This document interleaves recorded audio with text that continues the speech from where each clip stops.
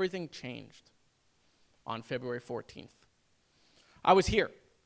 I was on this floor. We were debating Representative Fine's bill on tourism development tax when my wife called. She was crying. She said that she just drove past Marjory Stoneman Douglas and she had never seen that many police before in her life. And I said, let me find out what's going on. I called some folks in BSO. They told me there was an active shooter.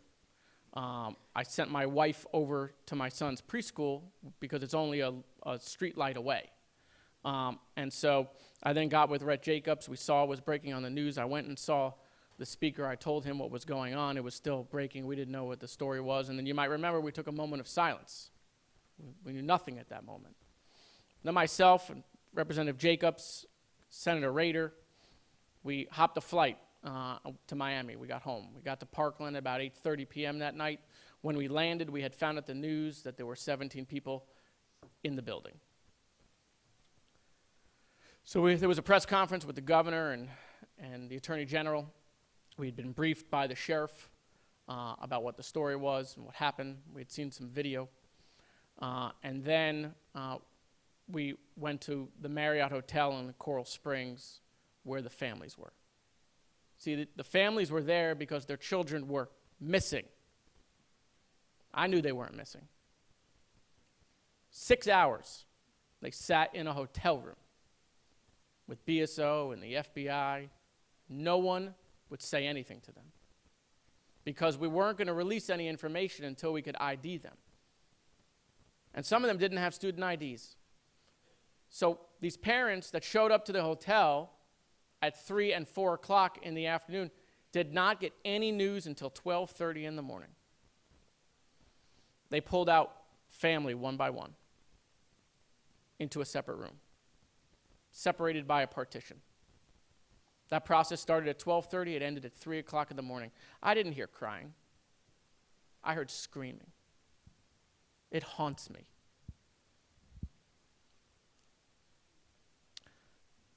You know, I called the speaker up and Chairman Trujillo because I knew when I started talking to some of the parents and the teachers that no one wanted to go back in that building again.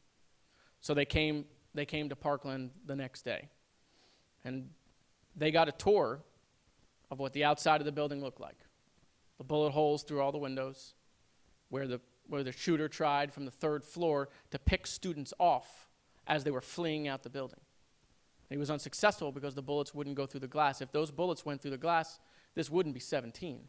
It'd be more, way more. We saw where Coach died right outside. He dragged himself out of the building right in front of the door. Saw where another victim died in a pool of blood, also right outside the door.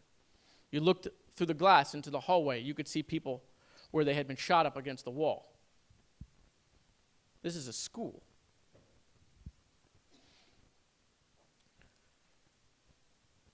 After the speaker and the chairman looked at this, the speaker told me that we would fix it. You know, I started attending funerals. I realized that I was driving past other funerals to go to funerals. I went to Peter Wang's funeral. Peter held the door open for other students. He stayed and held the door open while the shooter was still in the building. There are kids that are alive because he stayed. Peter was posthumously allowed into West Point by the Pentagon because that's where he wanted to go. He was a hero. It was a Buddhist ceremony. I had never been to a Buddhist funeral before. People walk around the casket holding a flower. Thousands of people showed up. The line was out the door. It was around the block. Black, white, Christian, Jewish, Muslim, paying their respects to a hero. As I walked around the casket, the open casket, where his face was basically remade with clay because he had been shot in the head, I kept thinking to myself, how are these parents going through this? What if this was my kid? What are the real-life decisions are they going through? when someone comes in and says, your child is dead, you now need to make preparations. I have a 4-year-old. Do I bury my 4-year-old in his favorite pajamas? Do I bury him with his favorite stuffed animal? What kind of box do I put my child in? What do I say? What do I eulogize at my 4-year-old's funeral? How do I console my wife?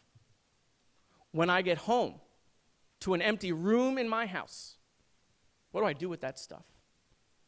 Do I put it in the attic? Do I leave it be? It's all I could think about. Then the news comes that 4 layers of government failed these children. Their own SRO and other officers stayed outside the building. This was a massive failure. At all these funerals, all these parents said similar things as they testified at these funerals. They didn't eulogize their children. They testified at these funerals. They all said the same thing. I thought my kid was safe at school. And that's not a statement.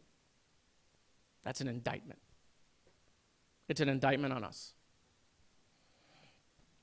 You know, I've been talking to a lot of members here because I have a different perspective. I grew up a different way. And so, you know, I've talked to Representative DuBose and Representative Lee and Jones and others.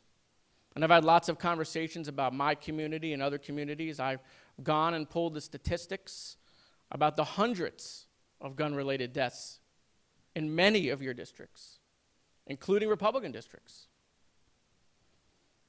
It's not lost on me that there are gun tragedies in many of other people's districts every day.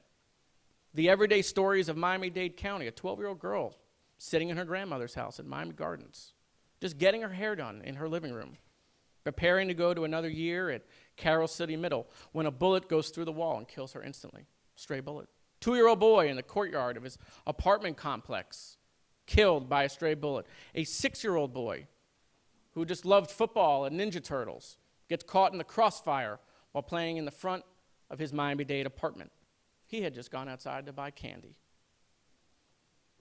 8-year-old boy shot in the head in his front yard because he was going outside to get in the car with his dad to go to the movies. A duel between teenagers kills a 10-year-old because that 10-year-old was playing basketball in his front yard in Overtown.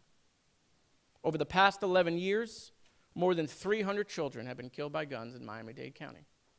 That's 17 parklands. I get that we've done nothing for them. I don't need to hear it 30 times. I only need to hear it once. We know that. We know we've done nothing for them. There's no bills. There's no appropriations. I will tell you that the slow drip of children getting killed by guns day in and day out should be no different when it all happens at once. I get it. Because to me, when I had children, there was a small silent fact of life that we kind of don't talk about.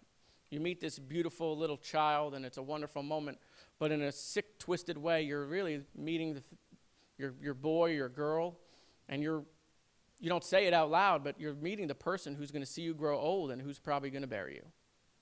That's the way it's supposed to be. What is not supposed to happen is a parent having to put their baby in the ground. I tell people when I meet these children, don't fear the people that died in the building. Fear the people that got out. I attended one funeral for Meadow Pollock, and I saw her dad with President Trump, and he said something that stuck with me. He said, 9/11 happened once, and we fixed it. There should have been one school shooting, and we should have fixed it. Many of these parents have crisscrossed the country pushing for change.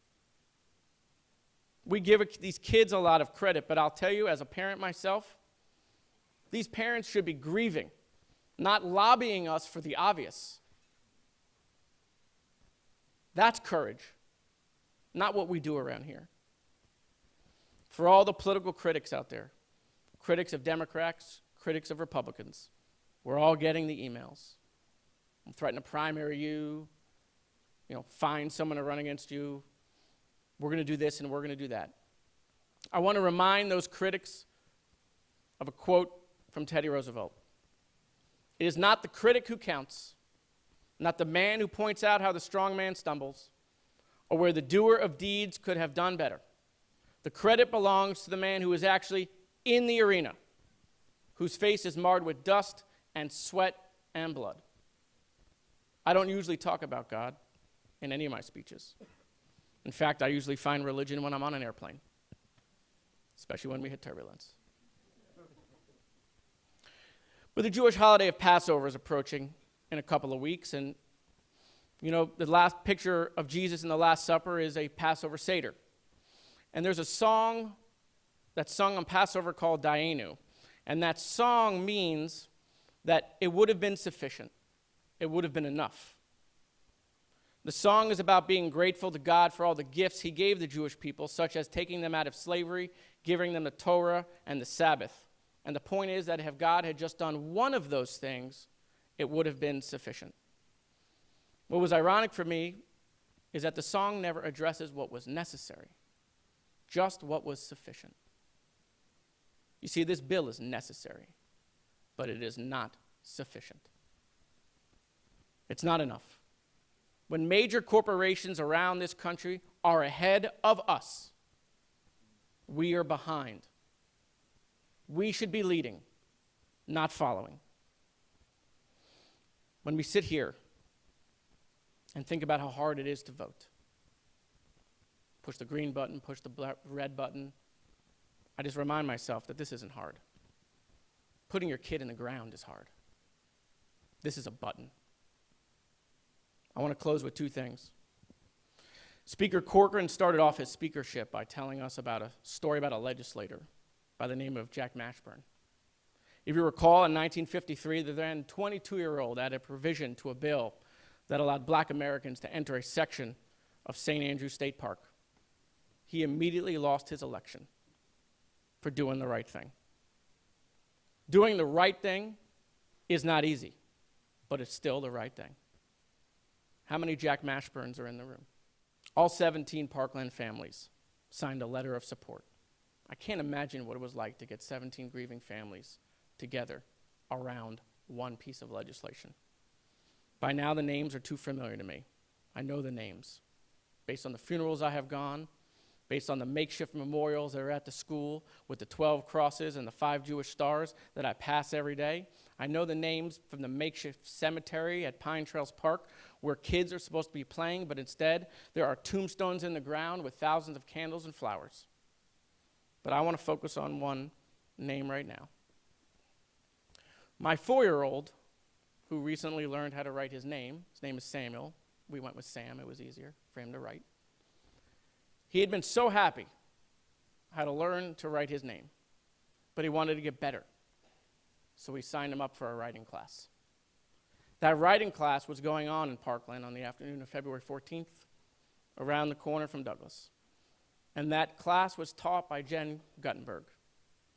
You see, she lost her daughter, Jamie, while she was teaching my son how to write.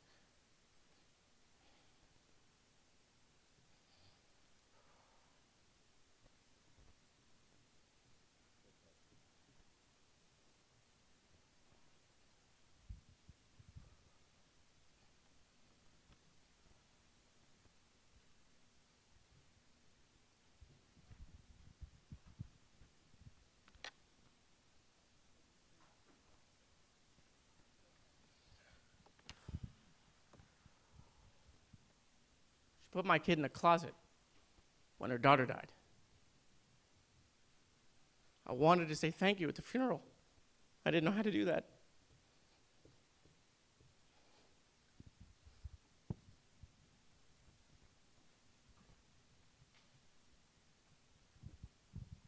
I hope that when I push the green button, that will show all the appreciation that I need and that she needs. You don't need to stand with me. I don't need you to stand with me. I need you to stand with the families. Push the green button. Thank you.